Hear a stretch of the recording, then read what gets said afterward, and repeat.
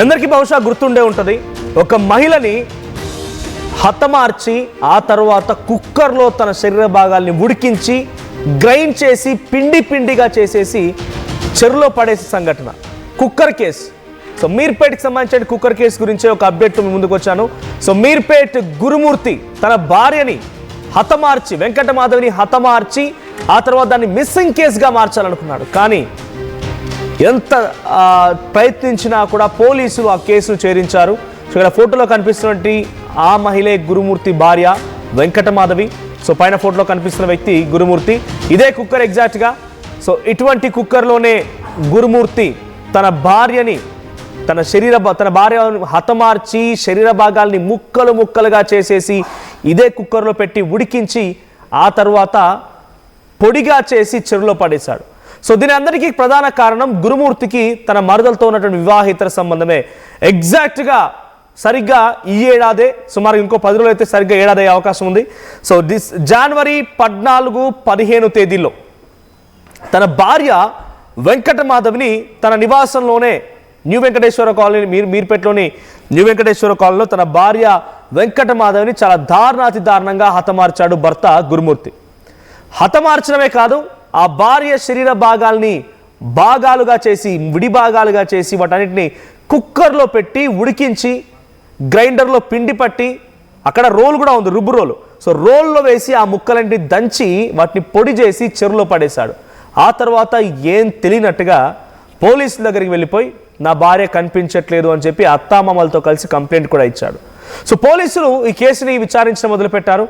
So జనవరి 15వ తేదీన ఇంట్లోకి వెళ్ళేటువంటి సీసీటీవీ విజువల్స్ రికార్డ్ అయినటువంటి విషయాన్ని పోలీసులు గమనించారు. వెంకటమాధవి భర్తతో పాటు ఇంట్లోకి వెళ్ళింది. ఆ తర్వాత నుంచి బయటికి రాలేదు.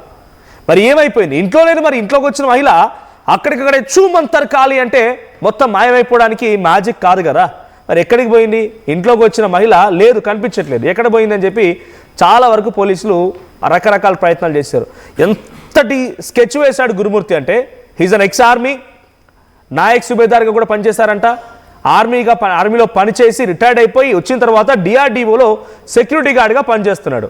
సో సూక్ష్మదర్శిని ఆ మధ్యకాలంలో ఓటీటీ ప్లాట్ఫామ్స్లో ఒక సినిమా వచ్చింది. ఆ సినిమాని ఉదాహరణగా తీసుకొని ఈ ఇన్సిడెంట్కి పాల్పడ్డాడు. ఆ సినిమాలో కూడా ఏముంటుందంటే, కన్న కూతురునే హతమార్చి అటు తల్లి అండ్ అన్న ఇద్దరు కలిసి ఇలాగే ముక్కలుగా చేసి డ్రైనేజీలో కలిపేయడాలు, తర్వాత బయట చెరువుల్లో పడేయడాలు, బ్యాగుల్లో తీసుకెళ్లి ముక్కలన్నింటిని వేరే వేరే ప్రాంతాల్లో పడేయడాలు అనేది జరిగింది. సో ఆ సినిమా ఆధారితంగానే ఇక్కడ వెంకటమాధవిని హతమార్చాడట భర్త గురుమూర్తి. సో సేమ్ యాజ్ ఇట్ ఈస్గా భార్య లోపలికి వెళ్ళింది. ఆ ఇన్సిడెంట్ కేసు నమోదైంది జనవరి 18న. సో 15వ తేదీన లోపలికి వెళ్ళినటువంటి వెంకటమాధవి అప్పటి నుంచి ఎక్కడ బయటికి రాలేదు. గురుమూర్తే బయటికి పలుమార్లు బకెట్తో రావడాలు, లేకపోతే సంచులతో రావడాలు, బ్యాగులు తీసుకెళ్ళాలి చూశారు, కానీ ఎక్కడ వెంకటమాధవి బయటకు రాలేదు. మరి లోపలికి వెళ్ళిన ఆ మహిళ ఏమైపోయిందని అనుమానం పోలీసులకు కలిగింది. కానీ ఎక్కడ కూడా ఒక్క చిన్న ఆధారం కూడా వదిలిపెట్టకుండా, ఒక్క చిన్నదంటే చిన్న ఆధారం కూడా వదిలిపెట్టకుండా అంతా కూడా క్లీన్ వాష్, మొత్తం వాష్ అవుట్ చేస్తాడు. ఇప్పుడు మరి పోలీసులు దొరికిన సైంటిఫికల్ ఇన్ఫర్మేషన్ ఏంటి అని అంటే, ఆ బకెట్ పైనటువంటి చిన్న చిన్న టిష్యూస్, అంటే బకెట్లో ఏదైతే హీటర్ పెట్టి తన కాళ్ళని లేకపోతే ఇతర శరీర భాగాల్ని వాటర్ హీటర్ వేసి ఉడికించాడో, ఆ హీటర్ పెట్టిన దగ్గర కొన్ని టిష్యూస్ కనిపించాయట. ఆ తర్వాత కుక్కర్ని కూడా ఇన్వెస్టిగేషన్ కోసం తీసుకుంటే ఆ కుక్కర్లో కొన్ని టిష్యూస్ ఉన్నాయంట. ముక్కలు చేసిన దగ్గర ఆ కత్తి అండ్ అదే చెక్క బల్ ఉంటుంది కదా, సో దాని మీద కొన్ని టిష్యూస్ లభించాయంట. ఈ టిష్యూస్ ఆధారితంగా వెంకటమాధవియేనా అనే విధంగా అటు తల్లిదండ్రులది, అంటే వెంకటమాధవి తల్లిదండ్రులది, ఆ తర్వాత అటువైపు వెంకటమాధవి ఇద్దరు పిల్లలు కూడా ఉన్నారు. సో ఇద్దరి DNA పరీక్ష చేస్తే వెంకటమాధవి అని కన్ఫర్మ్ అయిపోయింది. ఆ తర్వాత గురుమూర్తి పోలీసులకి ఛాలెంజ్ చేశాడు, నేనే చంపానని ప్రూవ్ చేయండి, నేనే చంపానని ప్రూవ్ చేయండి అని చెప్పి ఇటు వెంకటమాధవికి సంబంధించిన మరణం విషయంలో పోలీసులకు ఛాలెంజ్ చేశాడు గురుమూర్తి. ఇది చాలా బిగ్గెస్ట్ టఫ్ టాస్క్గా మిగిలిపోయింది. సో ఎంత విచారించినా ఏమి చెప్పడం లేదు. పోలీస్ స్టైల్లో విచారించారు, ఎంత విచారించినటువంటి సమాధానం రాలేదు. ఇక చివరాఖరణ పోలీసుల ముందు తన కన్ఫెషన్ చేసిన దాంట్లో తన మరదలతో వివాహేతర సంబంధం ఉందట. ఈ వివాహేతర సంబంధమే వెంకటమాధవి హత్యకు కారణమైంది. సో వెంకటమాధవిని హతమార్చడానికి తన మరదలతో వివాహేతర సంబంధమే కారణమంట. మరదలతో వివాహేతర సంబంధాన్ని గుర్తించిన తన భార్య పలుమార్లు పంచాయతీలు కూడా పెట్టిందంట. పంచాయతీలు కూడా అయ్యాయి, పంచాయతీలు కూడా జరిగాయి. వద్దని చెప్పి వారించారు, బెదిరించారు, అదిరించారు, అయినా కూడా గురుమూర్తి వినలేదు. సో తన మరదలతో ఉన్నటువంటి వివాహేతర సంబంధమే ఇప్పుడు తన భార్య మరణానికి కారణం అవడంతో పాటుగా పోలీసులు దాదాపుగా ఇక ఏడాది కావస్తోంది. ఏడాది కావచ్చే సమయానికల్లా నిన్న పోలీసులు ఈ సైంటిఫికల్ ఇన్ఫర్మేషన్ని గురుమూర్తే హతమార్చాడు, ఇదిగోండి ఆ సైంటిఫికల్ ఇన్ఫర్మేషన్ అని చెప్పి ఫారెన్సిక్ ల్యాబ్స్ నుంచి వచ్చిన రిపోర్ట్తో సహా కోర్టులో ప్రవేశపెట్టారంట. ఆ సైంటిఫికల్ ఆధారాన్ని కోర్టు ముందు ఉంచారు. సో 13 వివాహ బంధం అక్కడ ఆ సమయానికి ఏమీ గుర్తురాలేదు. జనవరి 16న తనని హతమార్చాడు. సో సుమారుగా 2 రోజులు పట్టింది ఆయనకి ఈ శరీర భాగాలు మొత్తం నుజ్జు చేయడానికి. సో ఎంతలా అంటే ఆ చుట్టుపక్కల వాళ్ళకు కూడా ఏదో ఒక బ్యాడ్ స్మెల్ వచ్చిందంట. మనం జనరల్గా ఇంట్లో ఒక కేజీ చికెనో లేదా కేజీ మటన్ తీసుకొస్తేనే దాన్ని ఉడికించే సమయానికి ఆ అపార్ట్మెంట్లో వాళ్ళకి కానివ్వండి, లేకుంటే ఇంటి పక్కన వాళ్ళకి కానీ ఇంటి ఎదురుగా వాళ్ళకి ఒక స్మెల్ వస్తుంది చికెన్ అని చెప్పి, నాన్ వెజ్. అలాంటిది ఒక మనిషినే ఉడికిస్తున్నాడు ఆ వ్యక్తి అని అంటే ఎంత దుర్వాసన వచ్చి ఉంటుంది. ఆ వాసన చుట్టుపక్కల పరిసర ప్రాంతాలకు మొత్తం వచ్చింది. ఎక్స్క్లూజివ్గా ఆ సంఘటన సమయంలో జనవరి 15న జరిగిన ఈ సంఘటనకు సంబంధించి ఆర్టీవీ గ్రౌండ్కి వెళ్ళి చాలా విషయాలు వెలికి తీసే ప్రయత్నం చేసింది. ఆ నేపథ్యంలో చుట్టుపక్కల స్థానికులు కూడా మాట్లాడుతూ చాలా దుర్వాసన వచ్చేది, ఎప్పుడు చూసినా మసులుతూ ఉన్నట్టుగా ఏదో ఉడికిస్తూ ఉన్నట్టుగా స్మెల్ వచ్చేది అని చెప్పి చుట్టుపక్కల స్థానికులు కూడా చెప్పారు. కానీ ఎవరు కూడా గురుమూర్తిలా చేస్తాడు అనుకోలేదు, గురుమూర్తిలా చేస్తాడని ఎవరు కూడా భావించలేదు. సో తనకు ఏ మాత్రం ఎవిడెన్స్ వదిలిపెట్టకుండా చిన్న రక్తపు చుక్క కానివ్వండి, తనకు సంబంధించి ఏ ఒక్క చిన్న ఎవిడెన్స్ కూడా వదిలిపెట్టకుండా వెంకటమాధవ్ని చాలా దారుణంగా, అంటే ఇంత దుర్మార్గంగా ఒక వ్యక్తిని చంపగలుగుతారు మనుషులు, ఇంత దుర్మార్గంగా హతమారుస్తారని చెప్పి ఇంతవరకు సినిమాలో ఉన్నటువంటి అంశాలు రాలేదు. అంటే ఇంత దారుణంగా ఉంటుందని ఎక్కడ కూడా మనం కనీసం కల్లో కూడా ఊహించాం. ఏకంగా దేశవ్యాప్తంగా చర్చనీయాంశంగా మారింది. దేశవ్యాప్తంగా ఇంటర్నేషనల్ లెవెల్లో ఈ అంశం చర్చనీయాంశంగా మారింది. తన కట్టుకున్న భార్యని, 13 వైవాహిక జీవితాన్ని, 2 పిల్లల తలనే విషయాన్ని మొత్తాన్ని మర్చిపోయి ఆ వ్యక్తి తన భార్యని ఎంత దుర్మార్గంగా, అంటే కనీసం ఆ మహిళకు సంబంధించి ఒక చిన్న ఎముక, చిన్న ముక్క కూడా లేకుండా ఎక్కడికక్కడ దాని మొత్తాన్ని కూడా ధ్వంసం చేసే ప్రయత్నం, చెరువులో పడేయడము, పిండిగా చేసి చెరువులో వదిలేయడము. జిల్లలు కూడా చెరువులో వరుసగా ఇంట్లో నుంచి పోలీసులు సీసీటీవీ కెమెరాను పరిశీలించినప్పుడు ప్రతి 1 అవర్కి 2 అవర్స్కి ఒక బ్యాగ్ తీసుకొని పోతున్నాడు, మళ్ళీ ఎంటీ చేతులతో వస్తున్నాడు, బ్యాగ్ తీసుకొని పోతున్నాడు, ఎంటీ హ్యాండ్స్తో వస్తున్నాడు. అరే ఏడబోతున్నాయి ఈ బ్యాగ్స్ అన్ని, ఈ బ్యాగులు ఏమున్నాయని చెప్పి పోలీసులు కూడా షాక్ అయిపోయారు. విచారిస్తే పోలీసులకు ఆయనే చంపడనట్టుగా ప్రూఫ్ ఏం లేదు. అక్కడ అమ్మాయి మరణించింది, ఆ డెడ్ బాడీకి సంబంధించి విజువల్స్ ఉన్నాయి, విజువల్స్ ఇన్ సెన్స్ టిష్యూస్ ఉన్నాయి.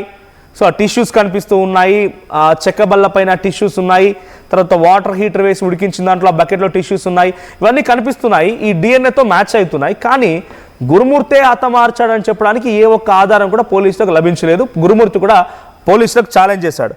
కానీ చివరాఖరిన ఇప్పుడు మాత్రం పోలీసులు ప్రూవ్ చేయగలుగుతున్నారు. సో 36 మంది సాక్షులు ఉంటే 20 మందిని విచారించిన తర్వాత ఎట్టకేలకి ఒక ఫైనల్ కంక్లూజన్కి వచ్చారు. ఆ సైంటిఫికల్ డేటాను కూడా ఇప్పుడు కోర్టు ముందు గురుమూర్తి విషయంలో పోలీసులు అప్పజెప్పినట్టు తెలుస్తోంది. సో అరెస్ట్ చేశారు. ఇప్పుడు రోజుల పాటుగా చెంచల్గూడ జైల్లోనే జైలు జీవితం గలుపుతున్నాడు గురుమూర్తి. సో ఇప్పుడు పోలీసులు సైంటిఫిక్ ఆధారాలతో కోర్టుకి ప్రొడ్యూస్ చేసిన నేపథ్యంలో ఇక శిక్ష ఖరారయ్యే అవకాశం కనబడుతోంది. ఇంకో మాట ఏంటంటే అటు పిల్లల్ని కూడా, 2 పిల్లలు ఉన్నారు కదా, మీకు అందరికి బహుశా ఈ కేసు గుర్తుండే ఉంటుంది, మీకు మళ్ళీ గుర్తు చేసే ప్రయత్నం చేస్తున్నాను. సో పిల్లల్ని కూడా ప్రీ ప్లాన్డ్గా జనవరి 14తో దినే సంక్రాంతికి అని చెప్పి వేరే వాళ్ళ బంధువుల ఇంటికి తీసుకెళ్ళి బంధువుల ఇంటి దగ్గర వదిలేసి వచ్చాడంట. పిల్లల్ని తీసుకొచ్చాడు కానీ పిల్లలు ఎక్కడ గమనించలేదు. ఒకరోజు పిల్లలు వచ్చి మళ్ళీ తీసుకెళ్ళి మళ్ళీ డ్రాప్ చేశాడంట. ఒకరోజు తీసుకొచ్చాడు పిల్లల్ని, మళ్ళీ తీసుకెళ్ళి మళ్ళీ డ్రాప్ చేశాడు. ఆ పిల్లలు కూడా అన్నారంట, నాన్న ఈ వాసన ఏంటి, స్మెల్ ఏంటి అన్నారంట. కానీ మా పిల్లలకి తెలియదు కదా, అమ్మేదంటే అమ్మ వాళ్ళ ఇంటికి వెళ్ళిపోయింది అన్నారంట. సో అటు ఆ తల్లిదండ్రులకు కూడా సుమారు 4-5 రోజులు అయినా కూడా ఇంకా కూతురు ఫోన్ చేయలేదంటే డౌట్ రాలేదు. ఎందుకంటే ఎక్కువ కమ్యూనికేషన్ లేదంట, అప్పటికే గొడవలు అవుతున్నాయి కాబట్టి. సో ఎక్కువగా తల్లిదండ్రులతో కూడా కమ్యూనికేషన్ ఉంచకపోయేవాడంట, తన దగ్గర ఫోన్ ఉండకపోయేది, కమ్యూనికేషన్ ఉంచకపోయేవాడు. సో ఈ నేపథ్యంలో తల్లిదండ్రులు కూడా తన కూతురు ఫోన్ చేయలేదనేటువంటి అనుమానంగానే ఏం కలగలేదు. తర్వాత అల్లుడే అంటే గురుమూర్తే అటు అత్తమామకి ఫోన్ చేసి మీ అమ్మాయి కనిపించట్లేదని చెప్పడంతో గొడవ పెట్టుకుంది కానీ ఎక్కడైనా వెళ్ళిపోయి ఉంటుందని చెప్పి అటు అత్తమామతోనే మిస్సింగ్ కంప్లైంట్ ఇచ్చాడు. నిజంగా ఆయన మిస్ అయ్యి ఉంటే ఆయన వెళ్ళి కంప్లైంట్ ఇచ్చేవాడు, కానీ తెలివిగా అత్తమామతో కంప్లైంట్ ఇచ్చాడు. ఫస్ట్గా మిస్సింగ్ కేసు నమోదైంది, ఆ తర్వాత దీన్ని సెక్షన్లు మార్చి ఈ సంబంధించినటువంటి ఈ సెక్షన్ ఇంప్లిమెంట్ చేశారు. సో ప్రజెంట్ గురుమూర్తి కేసు విషయంలో పోలీసు అయితే ఒక కొలిక్కి వచ్చారు. టెక్నికల్ ఇన్ఫర్మేషన్ని, సైంటిఫికల్ ఇన్ఫర్మేషన్ని కోర్టు ముందు హాజరుపరిచారు. అటు మరదలతో వివాహితర సంబంధమే ఈ మరణానికి గల కారణం అని చెప్పి పోలీసు కూడా ఒక నిర్ధారణకు వచ్చినట్టు తెలుస్తోంది. So finally however cooker case, ఈ కుక్కర్ తర్వాతే జనరల్గా ఈ కుక్కర్ అనగానే మనకు ఏదైనా ఉడికించడం కోసం, గట్టి పదార్థాలు ఉడికించడం కోసం వాడే వస్తువులా ఉండిపోయింది. కానీ తర్వాత ఇది కూడా ఒక మారణాయుధమేనా అనే రకంగా అందరూ ఆశ్చర్యపోయారు. కూల్ డ్రింక్, అది తాగేటువంటి కూల్ డ్రింక్ అని అందరూ భావిస్తుంటారు, కానీ అది కూడా ఒక మారణాయుధంగా మారింది. ఎలా? దానిలో విషం కలిపి భర్తలకు ఇస్తున్నారు భార్యలు. తర్వాత honeymoon trips, cool drinks, suitcase, డ్రంబ్, మామూలు సిజర్ కూడా, అంటే ఏదైనా దారం కత్తిరించుకోవడానికో లేకపోతే ఇంకేదైనా ఉపయోగించే చిన్న చిన్న సిజర్ కూడా ఆఖరికి వస్తే ఒక మారణాయుధం అయిపోయింది. బ్లేడ్ ఒక మారణాయుధం అయిపోయింది.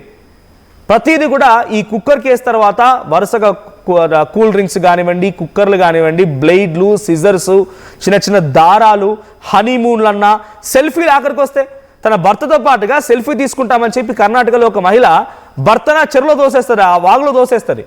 వాడు కొట్టుకుపోతుంటే కనీసం పట్టణ నిల్చొని కూర్చుంటుంది, అక్కడ బ్రిడ్జ్ పైనే నిల్చొని ఉంటుంది. చుట్టూ స్థానికులకు గమనించి ఆ మనిషిని లెక్కి తీసిన తర్వాత నా భార్య నన్ను తోస్తుందని చెప్పి ఆ భర్త చెప్తాడు. సో ఇక్కడ మొదలైనటువంటి ఇన్సిడెంట్ కాస్త ప్రతి వస్తువులో కూడా అటు భార్యలు కానివ్వండి, భర్తలు కానివ్వండి, తమకు సంబంధించిన సహచరుడునో హతమార్చడం కోసం ప్రతి వస్తువును కూడా ఒక మారణాయుధంగా మలుచుకుంటున్న పరిస్థితి. సో ఏదేమైనా కుక్కర్ కేసు కొలిక్కి వచ్చింది. సో ఈ కేసులో మీరు ఎటువంటి అభిప్రాయం వ్యక్తం చేస్తున్నారు, లేకపోతే మీ ఒపీనియన్, ఈ కేసు మొదటిగా మీరు విన్న తర్వాత మీకేమనిపించింది కామెంట్ చేయండి.